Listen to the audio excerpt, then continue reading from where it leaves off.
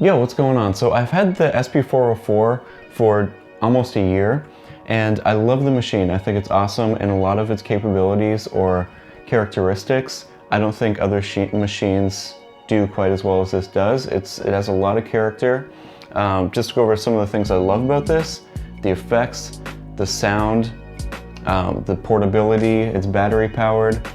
But some of the things I don't like about this machine so much are the sequencer, which I think is underrated. It's not as bad as a lot of people think, but the sequencer isn't great. If I'm going to be making a sample song, I'm just going to use the MPC. It's going to be way easier and way quicker. The polyphony, if you're going to be using the resample method, if you accidentally hit two pads while what you're recording on top of is playing, it's going to cut out, which means you have to just start again. Also, if you're using the resample method, you can't change the volumes of your individual pads. You can't affect individual pads. You basically just have one single audio track, which you've created by continuously resampling. And that's always drove me crazy. But then recently I was just looking at this machine, and obviously it has a MIDI import, and I thought to myself, I've never actually used the MIDI in, so I didn't have a full idea of what it would actually do. But I hooked it up to the Digitone, which I realized would actually be an absolutely perfect pairing, and that I've been using this machine wrong since I've owned it. Because the Digitone, I love the sounds it makes. I also absolutely love the sequencer, which in here is something that I wanted to replace. Then I also thought that one of the shortfalls that I have with the Digitone is if you want to make an entire track on here, you only have 8 voices. So if you want to use this for percussion, you're going to run out of voices really quickly. And also, if you're trying to do drums on the Digitone, the FM percussion can only go so far. Whereas on the SP404, obviously I can use sampled drums, which is perfect.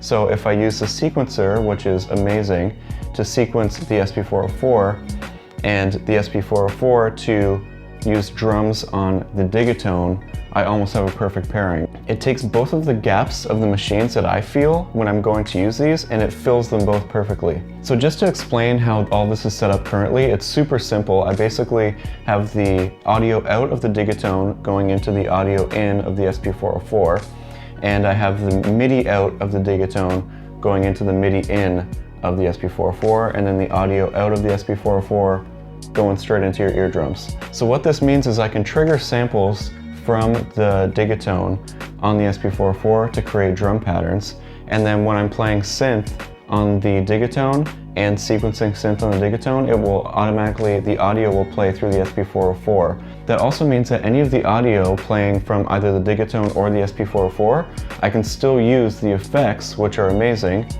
on the entire track. And that also means, unlike making a resampled beat, I can affect individual drums, I can affect just the synth. I can also change the levels of the individual samples after I've already made the sequence, because the individual samples are just being triggered by the Digitone. So with all that out of the way, best way to show this is just to make a track. I have some drums loaded up on the SP404, just some kicks, claps, snares, hi-hats, etc.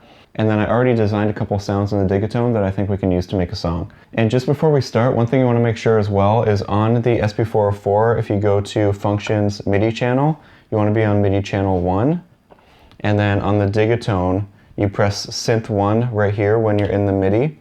And then you want to make sure you're on MIDI 1 right here, which you do by just clicking this button or clicking this knob. So now with all that set up, whenever I hit a key on the Digitone, it triggers a sample on the SP404. One of the things that's strange I noticed when I started just playing around with the samples is if I play the first C note, it triggers sample 2, and then as you go up the notes,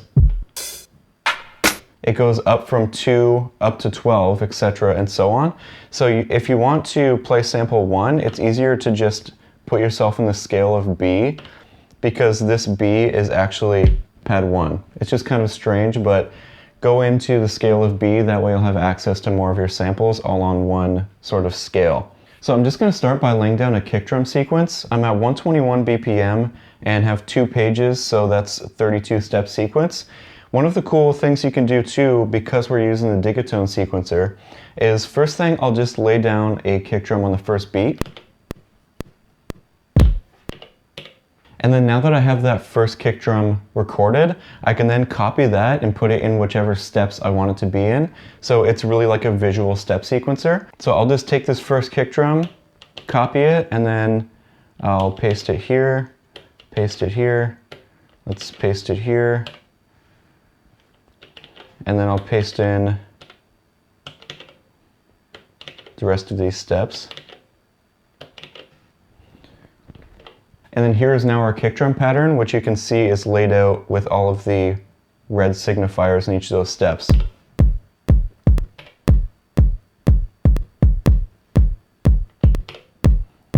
So now that I have that kick drum laid down, I can take out the metronome because we just have a metronome using the kick basically.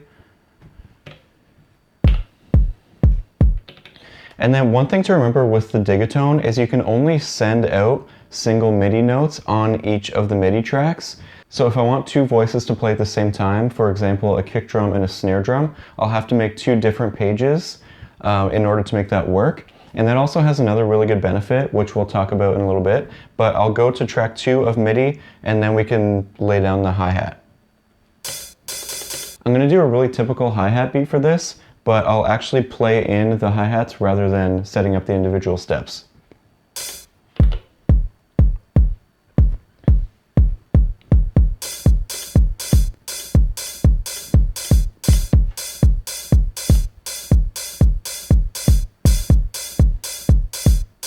And then I'm going to record this clap, but because I'm not going to have the clap in any of the same steps where I have the hi-hat, I can do the clap and hi-hat both in the same track. Let's do it.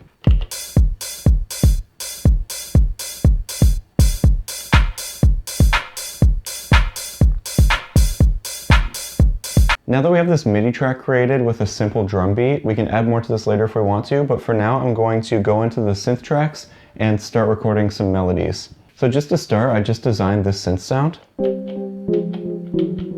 So I'm thinking we can lay this over top of our current drum pattern and really get the foundation of our beat. One cool thing you can do with the Digitone as well is if you click on this music note right here, you can set up chord mode, which is right here. So if you turn knob G, it'll give you major chord, minor chord, 7th chord, minor 7th. So I'm gonna do a minor 7th chord. So once I exit this menu, you'll see that if I press any of the notes, it's going to play a minor 7th chord with whatever note I play as the root note of the chord.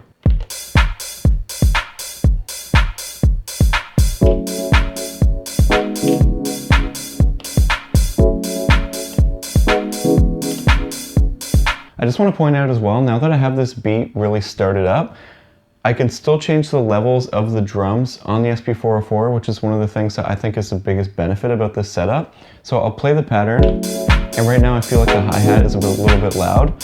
So if I click on the hi-hat sample, I can still go into the level and turn that down a little bit. So it really allows you to actually make a full track out of the SP rather than something that's just sort of like a fun project. That was sort of always my issue with it, is I'd always sort of start an idea and then I wouldn't be able to take it to the next level because I can't export it, I can't translate it, and I can't really edit it.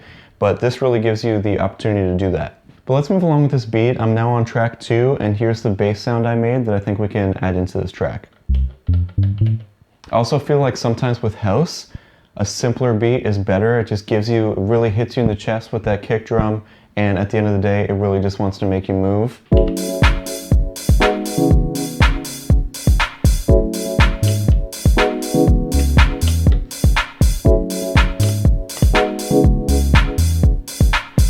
So I really like where this beat's going so far. It's got a really nice groove, but I think we can add in a couple more samples on the SP. So on bank B, I've got a couple of vocal samples, and we'll see if we can just add those in. One thing we'll have to do here too is because we're using vocal samples which have some melody to them, we'll have to make sure that they match the key of the beat. So I'm going to play the beat and then just play with the pitch a little bit on those samples, and then we'll make sure that they match up with the key of the track. Let's do it. Feeling real, feeling real. Yeah. Feeling real. I like that. Babe.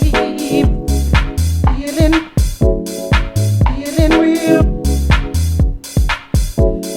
So I'm just going to resample these samples with the effects. That way I don't have to use up the effect for the rest of the track. I can actually have that as the original sample. Okay, so I've got those resampled. Now we'll go to MIDI track 3 and we'll be able to add those in using the Digitone. Let's do it. And I'll just have to go an octave up on the Digitone to access bank B. So basically if you wanted any of the other banks, you would just have to keep going up octaves and it will continue to go across the pads. All right, now we can try to figure out a pattern for this sample. I'll make this track 4 pages. That way we can just have a bit more variation in terms of this sample and it won't just be doing the same thing over and over again. Feeling real. Hey. Feeling real.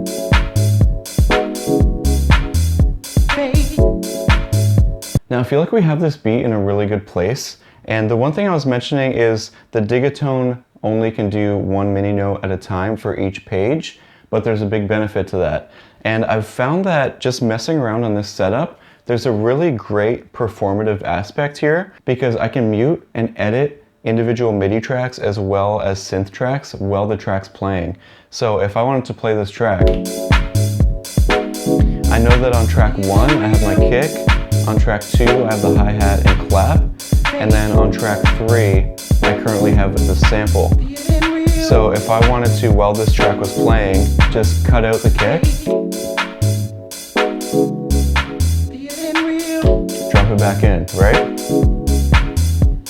So as you can see with this setup, it would be great for live performance as well. If you had everything set up with the MIDI notes already programmed and the samples loaded up into your SP, it gives you this perfect editability on the fly while still knowing what's going to be playing, and it still gives you good structure. And now to finish off this beat, I think I'm just going to add in a little more texture with this instrument that I made on the Digitone.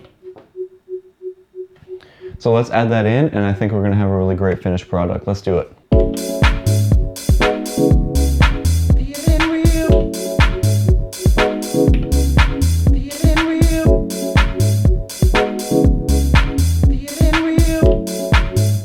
Okay, I really like the way this beat turned out. I hope this video showed you the power behind pairing the Digitone with the SP404, and even more than that, using an external sequencer with the SP404, because I feel like when you do that, you get a lot more capabilities out of this machine, and it will get you closer to actually making finished products with the SP404.